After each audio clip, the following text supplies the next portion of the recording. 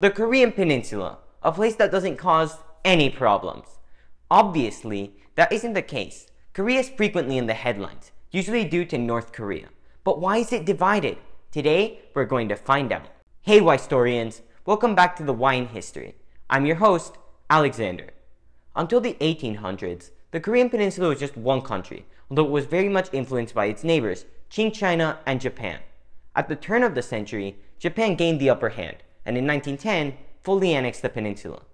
Things remained this way until the end of World War II, when Japan was occupied by the US and all of its territorial gains were returned to their pre-Japan state. All except for Korea. As the Soviets moved troops into northern Korea, the US, fearful that the USSR would want the whole thing, told them that the portion of Korea north of the 38th parallel would be the Soviet occupation zone and the southern part would be the US zone. Even though it looked like it was an arbitrary line, it was actually chosen so the US would get the capital, Seoul. Originally, the plan was for the entire peninsula to be unified and independent in 1950, but soon it became clear that the South didn't want to be communist and the North didn't want to be capitalist. In the South, Syngman Rhee, an anti-communist, won the first elections in May 1948. Even though he was popularly elected, he soon became a dictator. But in North Korea, the Soviets put Kim Il-sung, who even to this day is worshipped like a god in the country, in charge that September. The next month, the Soviets said the entire peninsula belonged to the North and started heavily supplying the North's military. However, the US didn't do the same with the South, instead leaving it to fend for itself. Obviously, that was a major blunder, because on June 25, 1950, North Korean soldiers crossed into South Korea. In fact, they almost won. By August, the South had been pushed back to the city of Busan. While this was happening, the US was scrambling together a response force, and thanks to the Soviet Union, it was significantly easier. You see, the Soviet Union was boycotting the UN because the UN still considered the Republic of China, whose government fled to Taiwan when it lost the mainland to the communists, as the sole government of China. Because of their boycott, the Soviets lost their voting power in the Security Council.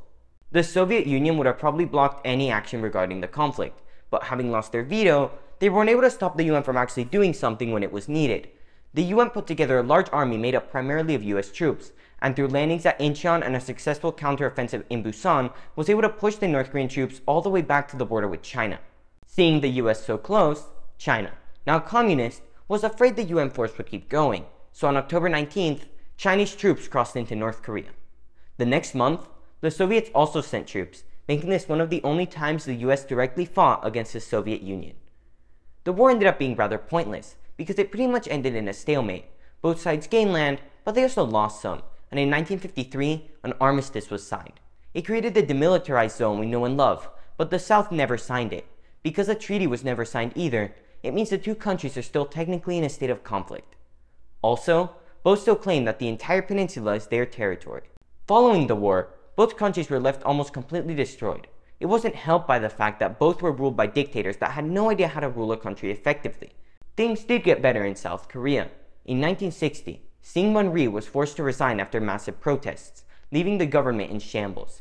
The parliament took all the president's power away in order to avoid another dictatorship, but those efforts were in vain. The next year, Park Chung-hee took over after staging a coup. It was here that the economy really took off, but it wasn't all great.